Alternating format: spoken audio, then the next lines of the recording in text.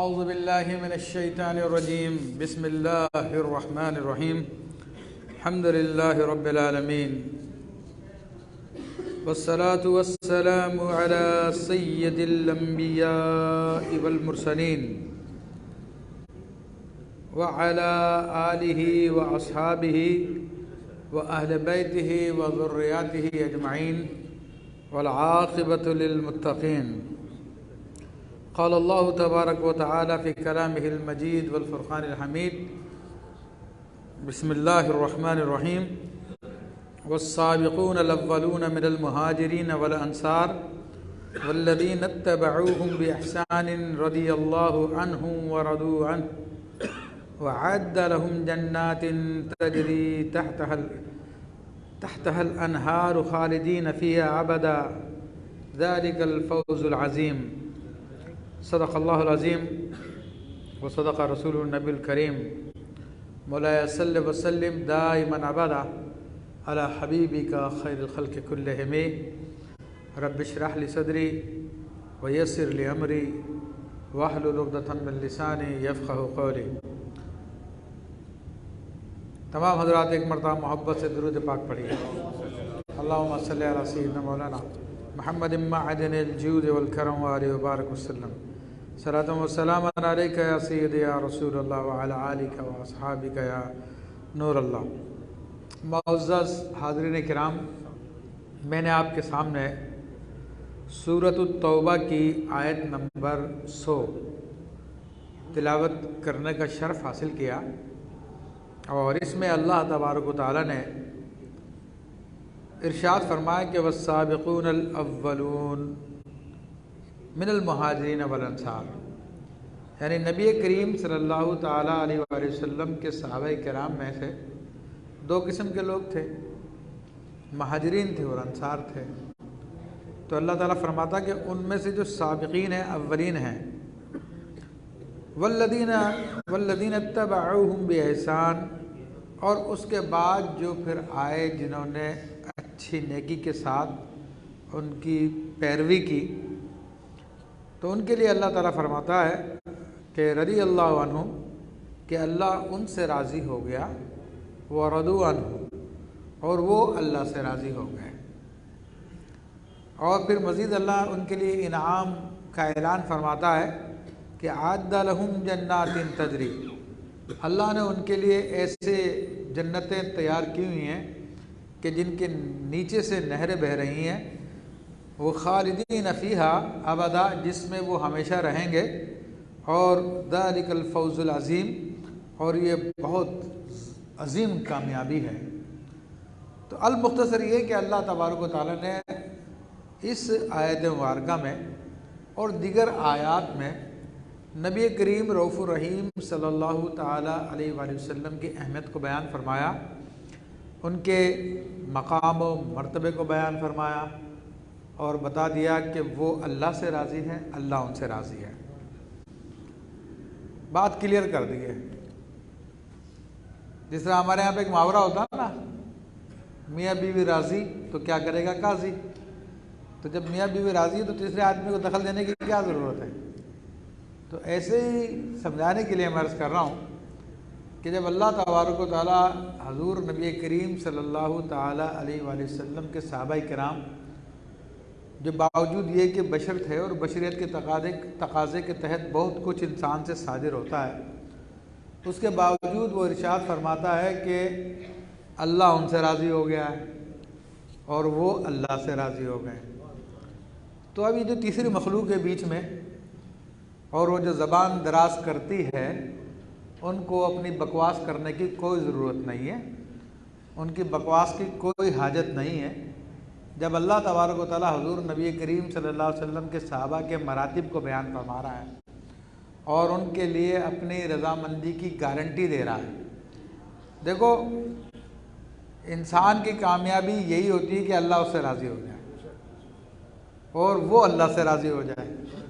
یہ مکمل کامیابی، اور جس کے بارے میں خود قرآن مجید فرقان حمید کی آیت طیبہ میں ارشاد فرمایا کہ یا ایتھا النفس المطمئنہ، اے اطمینان والی جان، فرماتا ہے کہ یا ایتھا النفس المطمئنہ ترجعی الی ربکی، تو لوٹ جا اپنے رب کی طرف، کس حالت میں؟ راضیۃً، کہ تو اس سے راضی ہے، اپنے رب سے، مرضیۃً، رب تجھ سے راضی ہے، فادخلی فی عبادی، اور میرے خاص بندوں میں داخل ہو جا، وادخلی جنتی، اور میری جنت میں داخل ہو جا۔ تو یہ سب سے بڑا مرتبہ انسانیت کے لیے کہ وہ اللہ سے راضی ہو جائے اور اللہ اس سے راضی ہو جائے۔ اور یہ عام طور پہ مرنے کے بعد پتہ چلتا ہے کہ کس سے اللہ راضی تھا، لیکن امت میں کچھ ایسے لوگ گزرے ہیں جن کے بارے میں نبی کریم صلی اللہ علیہ وسلم نے ارشاد فرمایا کہ جیسے سیدنا ابو بکر صدیق رضی اللہ تعالیٰ نے فرمایا کہ ابو بکر، جب انہوں نے پوچھا یا رسول اللہ صلی اللہ علیہ وسلم یہ کس سے کہا جائے گا کہ اطمینان والی جان تو اپنے رب کی طرف لوٹ جائے راضی خوشی، وہ تجھ سے راضی تو اس سے راضی، تو آپ علیہ الصلوۃ والسلام نے فرمایا کہ مجھے امید ہے کہ ابو بکر تم سے کہا جائے گا۔ تو یہ صحابہ کرام کے مرتبے، اور پھر اللہ تبارک و تعالیٰ نے تو معاملہ بالکل کھول دیا، اور اللہ نے اپنے حبیب صلی اللہ علیہ وسلم کے صحابہ کرام کے لیے رضامندی کی مہر لگا دی ہے کہ اللہ ان سے راضی اور وہ اللہ سے راضی۔ تو اب پھر مزید ارشاد فرمایا کہ ان کے لیے انعام بھی ہے، جنتیں ہیں، جنت الفردوس ہے ان لوگوں کے لیے، اور جس میں وہ ہمیشہ رہیں گے، اور پھر یہ بھی کہہ دیا کہ یہ سب سے بڑی کامیابی یہی ہے۔ تو الحمدللہ نبی کریم صلی اللہ تعالیٰ علیہ وسلم کے صحابہ کرام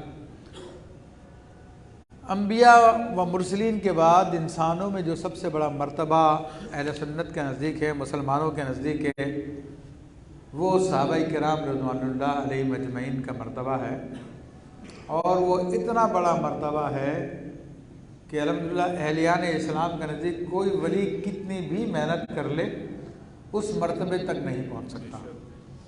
اگر جب ہم صحابہ کرام کہتے ہیں تو اس میں اہل بیت تو بطور خاص اولین طور پہ داخل ہوتے ہیں کہ وہ بھی نبی کریم صلی اللہ علیہ وسلم کے صحابہ بھی ہیں، صحابیات بھی ہیں، تو وہ بھی بدرجہ اولیٰ اس میں داخل ہیں، تو سب کو یہ لفظ شامل ہوتا ہے۔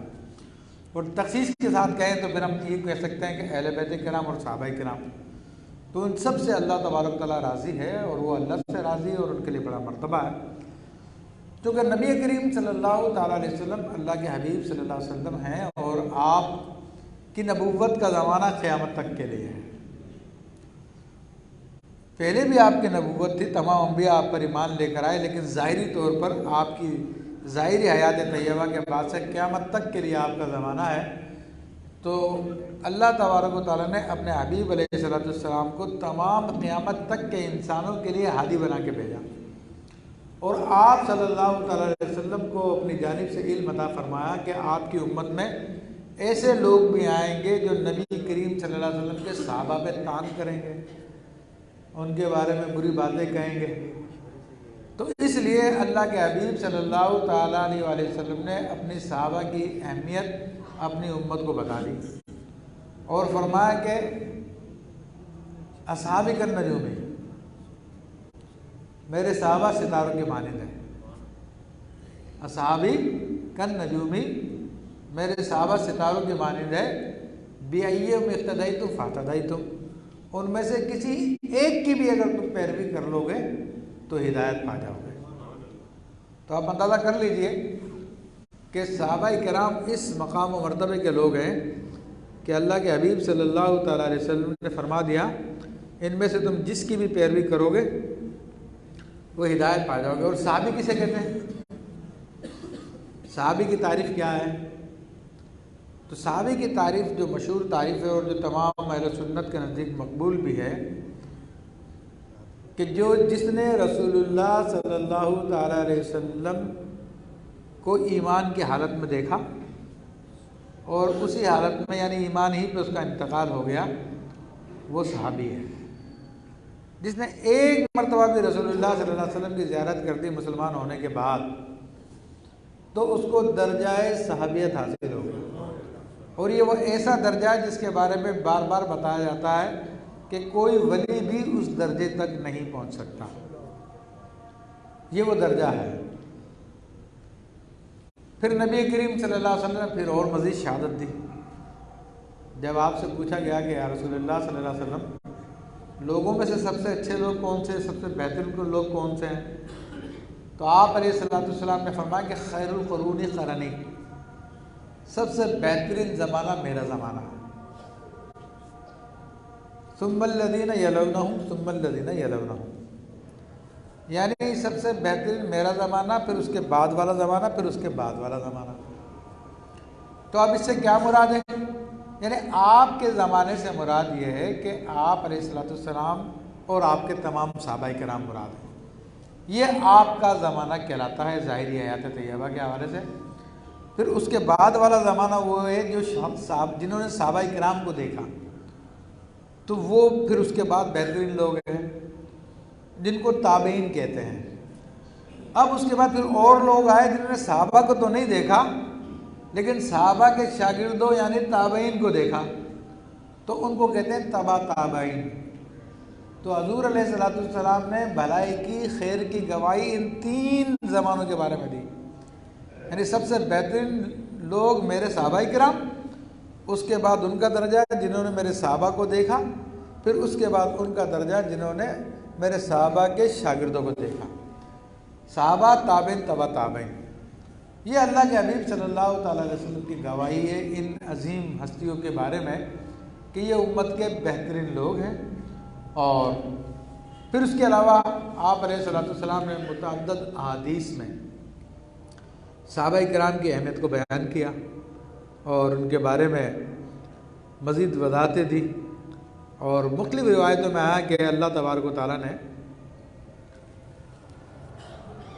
میرے لیے میرے صحابہ کو چنا، مخلوق میں نظر فرمائی، جن کے سب سے بہترین قلوب تھے ان کو میرا صحابہ بنا دیا۔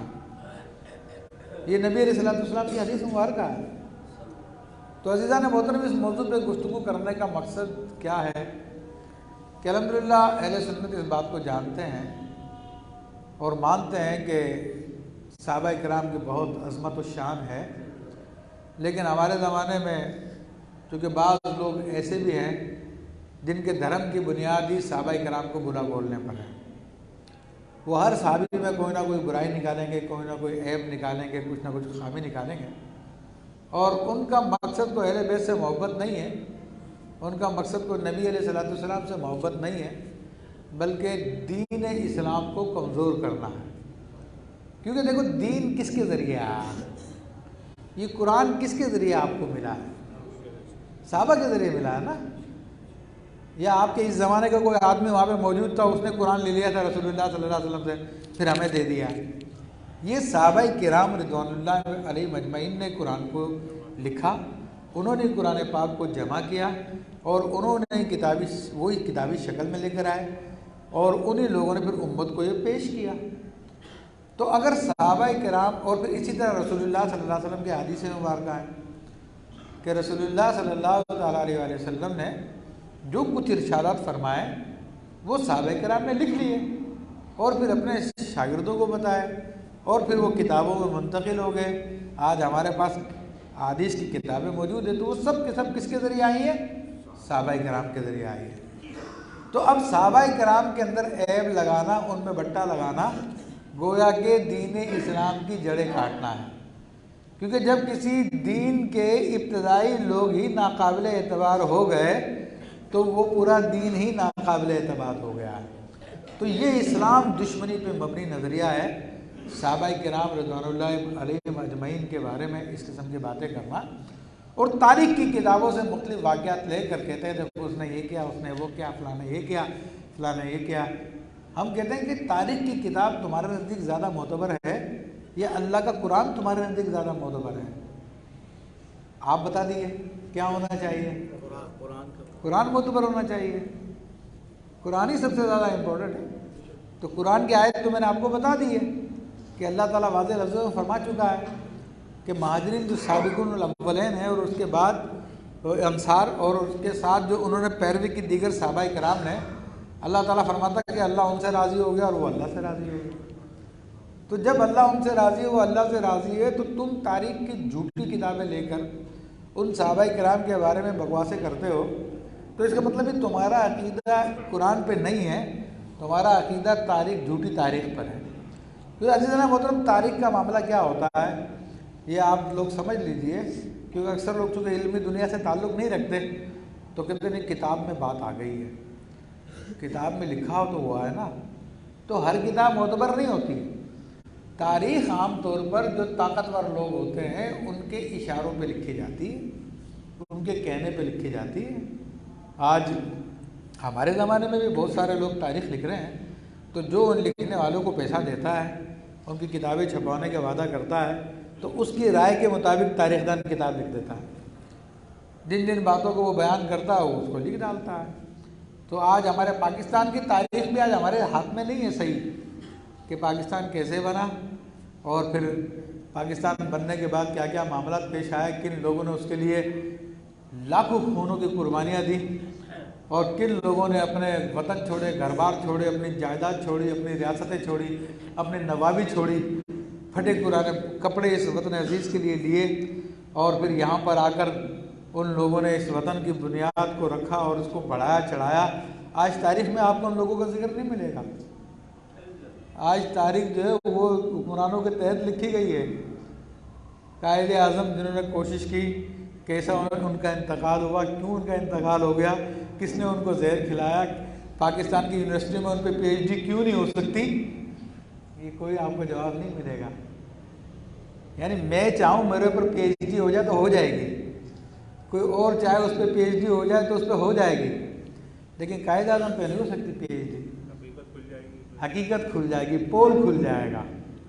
تو تاریخ کا معاملہ یہ ہوتا ہے کہ تاریخ طاقتور طبقے کے زور پہ لکھوائی جاتی ہے، تو تاریخ پہ عقیدہ نہیں رکھا جاتا، عقیدہ قرآن و سنت پر ہوتا ہے. جب قرآن و سنت نے واضح کر دیا کہ اللہ کے حبیب صلی اللہ علیہ وسلم نے واضح فرما دیا، اور صحابہ کرام کا مقام و مرتبہ بتا دیا، اور بتا دیا کہ یہ چنے ہوئے لوگ ہیں، اور یہ وہ لوگ ہیں کہ جن کا ذکر اللہ تبارک تعالیٰ نے تورات میں بھی کیا ہے، انجیل میں بھی کیا ہے. یہ رسول اللہ صلی اللہ علیہ وسلم کے وہ صحابہ کرام ہیں جن کا ذکر وہاں پہ آیا، اور جن کی بنیاد، جن کے خون کے اوپر اس اسلام کی بنیادیں ہیں. تو ان لوگوں کے بارے میں تنقید کرنا، ان کے بارے میں بری بات کرنا، یہ ایمان نہیں بلکہ ایمان سے دشمنی ہے. اور رسول اللہ صلی اللہ علیہ وسلم نے اس کا فیصلہ کر دیا. جو صحابہ کرام سے محبت کرتے کیوں کرتے ہیں یہ بھی بتا دیا، اور جو صحابہ کرام سے نفرت کرتے ہیں یہ بھی بتا دیا کیوں کرتے ہیں. حضور علیہ الصلوۃ والسلام فرماتے ہیں فمن ابغضهم فببغضی ابغضهم، کہ جس نے میرے صحابہ سے بغض رکھا تو دراصل وہ مجھ سے بغض رکھتا ہے، اس لیے میرے صحابہ سے بغض رکھتا ہے. اور فرمایا کہ من احبهم، جس نے ان سے محبت کی، فبحبی احبهم، تو دراصل اس نے مجھ سے محبت کی اور میری محبت کی وجہ سے میرے صحابہ سے محبت کرتا ہے. تو حضور نے تو فیصلہ فرما دیا. تو عزیزان محترم، پچھلے دنوں اسمبلی کے اندر بل کی بات چلی تھی کہ کسی بھی صحابہ کرام اور ہماری مسلمہ شخصیات ہیں ان کے بارے میں گستاخی نہ کی جائے. تو اس کے بارے میں پھر بعض وہ لوگ جن کا دھرم ہی اس بات پر ہے کہ صحابہ کرام کو برا کہنا ہے، تو ان لوگوں نے پھر کانفرنسیں کی ہیں اور بڑی بکواسیں کی ہیں. تو اس حوالے سے میں آپ کو یہ بات تذکیر کرنا چاہتا ہوں، شعور دلانا چاہتا ہوں کہ صحابہ کرام کے معاملے میں کوئی صلح و رعایت نہیں ہو سکتی، اور ان سے دشمنی کرنا دراصل اللہ کے حبیب صلی اللہ علیہ وسلم سے دشمنی کرنا، اور جو اللہ کے حبیب صلی اللہ علیہ وسلم سے دشمنی کرتا ہے وہ اللہ سے دشمنی کرتا ہے. تو وہ کہہ لے کو اپنے آپ کو مسلمان کہہ لے، کیونکہ دنیا میں معاملہ چھپا ہوا، آخرت میں اس کا معاملہ کھل جائے گا کہ اس کی حقیقت کیا تھی، کیا معاملہ تھا. تو ہم حکومت پاکستان سے بھی پرزور یہ اپیل کرتے ہیں کہ اس بل کو نافذ کیا جائے، اور جن شیاطین کی زبانیں صحابہ کرام کے بارے میں یا اہل بیت کرام کے بارے میں دراز ہوتی ہیں ان زبانوں کو کاٹ دیا جائے. اور پاکستان میں اکثریت صحابہ کرام رضوان اللہ علیہ مجمعین سے، اہل بیت کرام سے محبت کرنے والوں کی ہے، اور اسی کے مطابق اس قانون کو نافذ کیا جائے. اور جو 2% لوگ ہیں ان لوگوں کو لگام دی جائے، ان کو زبان کو پکڑا جائے، کہیں فتنہ فساد کا باعث نہ بنے. کیونکہ فتنہ فساد اسی طرح پھیلتا ہے، جب اقلیت اپنی حد سے زیادہ بڑھتی ہے تو پھر اکثریت کو غصہ آتا ہے، اور جب اکثریت کو غصہ آتا ہے تو پھر نتیجہ یہی نکلتا ہے کہ پھر فساد برپا ہوتا ہے۔ تو حکومت پاکستان سے بار بار یہ میں اپیل کرتا ہوں، آپ تمام حضرات کے وساطے سے اپیل کرتا ہوں کہ اس معاملے کو روکا جائے، اور جو لوگ صحابہ کرام کے بارے میں بکواسیں کر رہے ہیں ان لوگوں کو لگام دی جائے، ورنہ پھر نتائج کے ذمہ دار خود ہوں گے۔ اللہ تبارک و تعالیٰ نے صحابہ کرام کی محبت عطا فرمائے، اہل بیت کرام کی محبت عطا فرمائے، اپنے اور اپنے حبیب صلی اللہ علیہ وسلم کی محبت عطا فرمائے، آمین بجاہ النبی۔